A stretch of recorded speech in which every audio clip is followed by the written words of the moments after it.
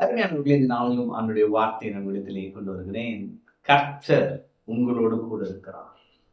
நீங்க எந்த இடத்துல இருந்தாலும் சரி, மனிதர்கள் உங்களுக்கு உதவி செய்ய முடியாத ஒரு இடத்துல நீங்கள் இருந்தாலும் சரி, இன்னைக்கு நான் சொல்லுகிறேன், கர்த்தர் உங்களோடு இருக்கிறார். பிரதர், இந்த இடத்துல எனக்கு ஹெல்ப் பண்ண யாருமே இல்லை அப்படின்னு நீங்க சொல்றீங்கன்னா, நான் சொல்றேன், அந்த இடத்துல உங்க கூடவே இருக்கிறதுக்கு ஒருவர் இருக்கிறார். அவர் யார்? அவர் நம்முடைய தெய்வன். ஆமென். பாருங்க, ஆதியாகமம் 39 யோசேப்பு தவறான ஒரு பழி சொல்லி அவனை சிறைச்சாலையில் போடுகிறார். அந்த வசனம் பாருங்களேன், 20ஆம் வசனம். யோசேப்பின் எஜமான் அவனை பிடித்து ராஜாவின் கட்டளையால் காவலில் வைக்கப்பட்டவர்கள் இருக்கும் சிறைச்சாலையிலே அவனை ஒப்புவித்தான். அந்த சிறைச்சாலையிலே அவன் இருந்தான். வீண்பழி சுமத்தி யோசேப்பு சிறைச்சாலைக்கு சென்றான். ஒருவேளை அப்படிப்பட்ட ஒரு அனுபவத்துல நீங்க இருக்கிறீங்களா? வீண்பழி சொல்லிட்டாங்க, என்ன தேவையில்லாம என்ன போட்டு கொடுத்துட்டாங்க. இன்னைக்கு நான் சொல்லுகிறேன் ஒரு உறுதியான வார்த்தை, நீங்க எங்க இருக்கிறீங்களோ அவங்க கர்த்தர் கூட இருக்கிறார்.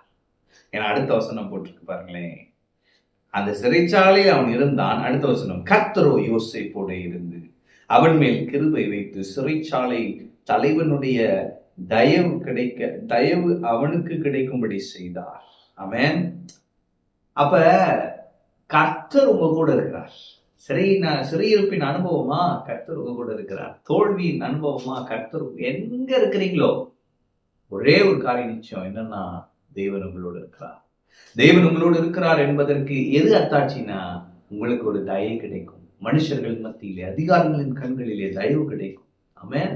அடுத்து ஒரு மேன்மையும் கிடைக்கும். ஏன்னா அடுத்து என்ன நடக்குது பாருங்களேன், சிறைச்சாலை தலைவன் சிறைச்சாலையில் வைக்கப்பட்ட யாவரையும் யோசேப்பின் கை. இவனே பாருங்களேன், தப்பு பண்ணிட்டு வந்திருக்கிறான்னு சொல்லி இவனே ஒரு சிறை கைதி தான். ஆனா கர்த்தருடைய தயவு அங்கே ஒரு மேன்மையை கொண்டு வந்தது. இன்னைக்கு நான் சொல்லுகிறேன், உங்களை வீழ்த்த யார் என்ன சதி செய்தாலும் சரி, கர்த்தர் உங்க கூட இருக்கிறாரு. நீங்க வீழ்ற மாதிரி இருக்கலாம், ஆனா கர்த்தருடைய தயவு உங்க மேல இருக்கிறபடினாலே ஒரு மேன்மையும் உங்களுக்கு உண்டாயிருக்கும். ஆமென்.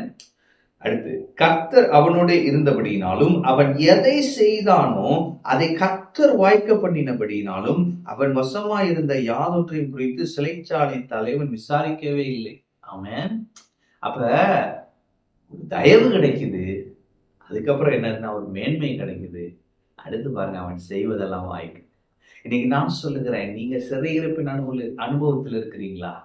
இன்றைக்கு கர்த்தருடைய கண்கள் உங்கள் மேல் இருக்கிறபடியால் தயவு கிடைக்கும். அடுத்து ஒரு மேன்மை கிடைக்கும். அடுத்து நீங்கள் செய்வதெல்லாம் வாய்க்கும். அவன் இதோட முடியல. யோசேப்பின் முடிவை எண்ணி பாருங்கள். இவனாதி இந்த லெவல் போத்தி பாரு, அவன் போயிட்டான் பாருங்க, பார்வோன் கிட்ட போயிட்டான் பாருங்க. அவன் அப்ப தேவன் ஒரு ப்ரமோஷனை உங்களுக்கு கொடுக்க போகிறார், ஒரு கனத்தை கொடுத்து உங்களை உயர்த்த போகிறார். ஆமென். அப்ப இந்த சிறைச்சாலையின் அனுபவத்திற்கு ஒரு முடிவு வரப்போகுது. எனவே ஏன் இது அப்படின்னு கேட்காதீங்க. ஏன் ஆண்டவர் இதை அனுமதிச்சார், ஏன் எனக்கு முடியாச்சு, ஏன் வீண்பழி சொன்னாங்க அப்படின்னு கேட்காதீங்க. ஆண்டவரை துதிங்க. ஆண்டவர் காரியத்தை மாறுதலாய் முடிய பண்ணுகிறார்.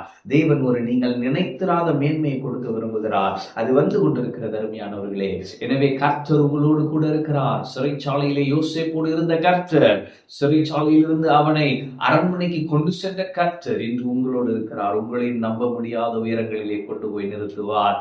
நிறுத்தி அழகு பார்க்கிற நல்ல கர்த்தர் இவர். சோர்ந்து போகாதீங்க, தைரியமா இருங்க. காரியம் மாறுதலாய் முடியும். ஆமென். கர்த்தர் உங்களோடு இருக்கிறார். கர்த்தர் உங்களை ஆசீர்வதிப்பார்.